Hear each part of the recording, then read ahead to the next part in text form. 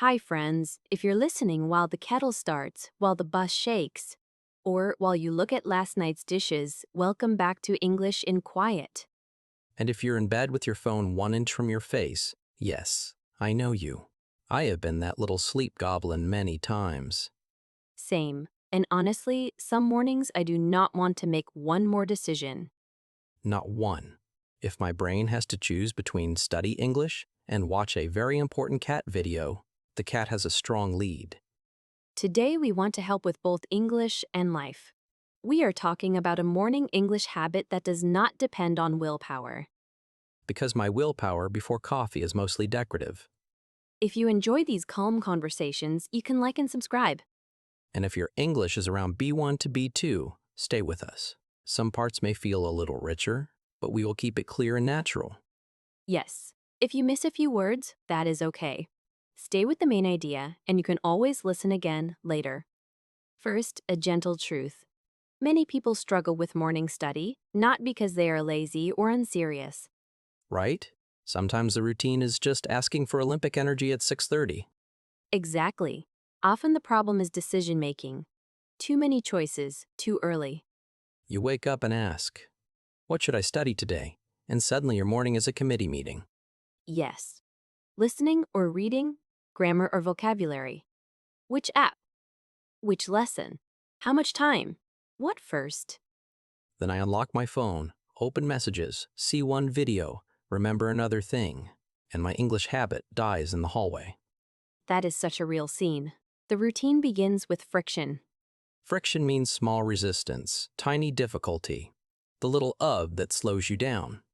Yes, looking for a notebook, choosing material, finding a pen, charging earbuds. None of those things are huge. But together they become a wall, a very boring wall. Exactly. An early morning is often when the mind is least willing to negotiate with difficulty. My morning brain does negotiate, but only for bad ideas. Maybe later, maybe after breakfast, maybe after 3 random videos. Right. Morning is better for execution than for planning. Execution means doing the task, not sitting there building the perfect study system before sunrise. Yes, if the routine starts with planning, it gets heavier. If it starts with action, it gets easier. Right. So morning English is not only a discipline test, Exactly. It is a design problem. meaning we can change the setup. Yes, we can make the environment carry part of the habit. So we stop asking, "Why am I weak?" and start asking, "Why is this routine so hard to start?" Now we get to the night before preparation, and this part is practical. Yes, not fake organized, not buy 5 highlighters and become a new person. Right, preparation the night before is not a symbolic act. It removes morning resistance. It cuts tomorrow's excuses. Exactly. One notebook open to one page, one printed paragraph on the table, one 3-minute clip already saved. Maybe one question at the top of the page. What is one thing I need to do today? Yes, if speaking practice is the goal, the prompt can already be visible. If vocabulary is the goal, the word list can sit beside breakfast, not hidden in app number 7. Good. That is the move from search mode to action mode. Search mode becomes scroll mode fast. Same. Action mode is calmer. Sit down. Press play. Read one paragraph. Say one answer. The path is already there. A prepared path, the mind meets a path, not an empty space. And in the morning, empty space asks you to choose.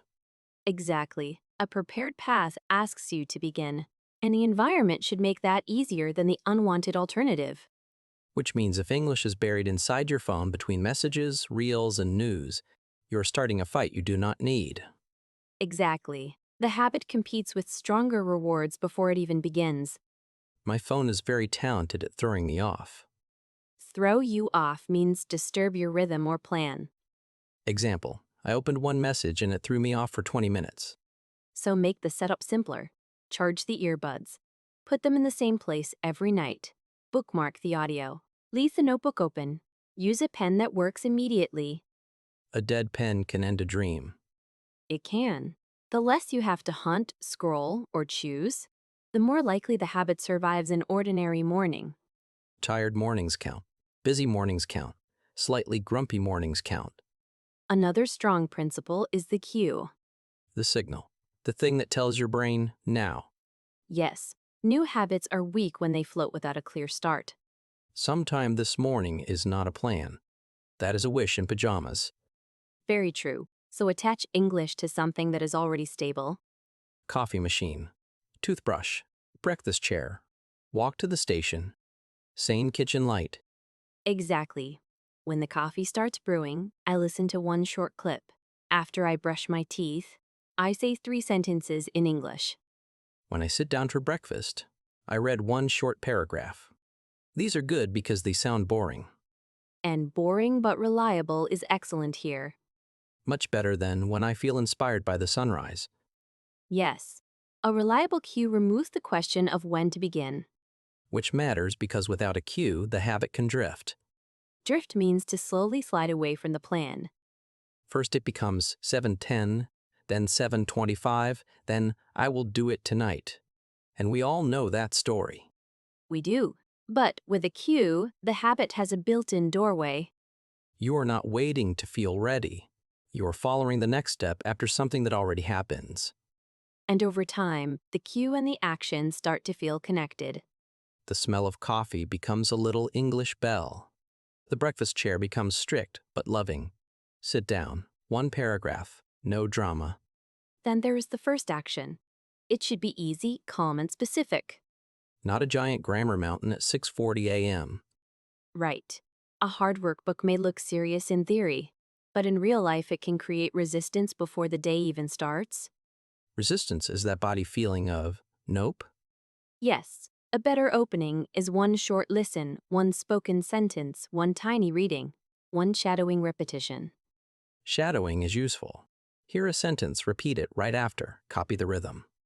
Exactly. And there is an important distinction. Small does not mean meaningless. Thank you. Because some people hear small habit and think baby habit. But a 2-minute audio, one repeated line, and one useful phrase is real study. It builds familiarity. Familiarity means the language starts to feel less strange and more familiar. Yes. It also builds continuity, that sense of I do have a daily relationship with English. That is quiet progress, not flashy, not dramatic, but real. Exactly. And often more powerful than an ambitious 20-minute plan that gets skipped 4 days a week. Oof, the serious-looking plan that falls apart. Fall apart means stop working, break down. Many people know that feeling, and morning English should protect calm, not create more stress. This part hit me. A lot of people wake up already crowded in the head. Yes, work tasks, family needs, transport, unfinished responsibilities. So if English arrives like another demanding test, it may get rejected. But if it feels grounding, it can help the morning feel steadier. Exactly. Listening while coffee brews, reading one paragraph at breakfast, saying one sentence while looking out the window. That feels kind. Yes, we should respect the nervous system of a person who has just woken up. Especially if that person has a long history of stopping and restarting. Right. Some learners carry hidden pressure. They want the new routine to prove something. This time I will finally be disciplined forever. And that pressure makes the habit fragile. Fragile means easy to break. A calmer design says something else. This task is small, clear, and possible even on an average day. Not impressive, just possible. And possible is powerful. There is also a very practical idea here. Have a normal version and a backup version. Yes, because real life is uneven. The normal version might take 5 minutes. Listen to one saved clip, repeat one sentence, write one short response. Or read a short text, circle 2 useful phrases, and say one summary sentence aloud. That is enough to create daily contact with English. Then the backup version is for rushed, tired, or disrupted mornings, about 1 minute. And this is important. The backup version is not about full improvement. Right. It is about continuity. Exactly. Listen to 30 seconds of a familiar clip and repeat one line. Read one sentence on a card by the kettle. Answer one simple question aloud while putting on shoes. What do I need to do first today? That one is simple and useful. Yes. Then you can still say, truthfully, the habit happened today, Because missed days can quietly become missed weeks. which is why begin again is such a helpful phrase. Begin again. No shame speech, no dramatic reset, just start. Exactly. It also helps to decide what not to do in the morning. I love that. Negative decisions save energy. If choosing among 10 videos causes delay, then no searching in the morning. If social media usually breaks the routine, then English before entertainment apps.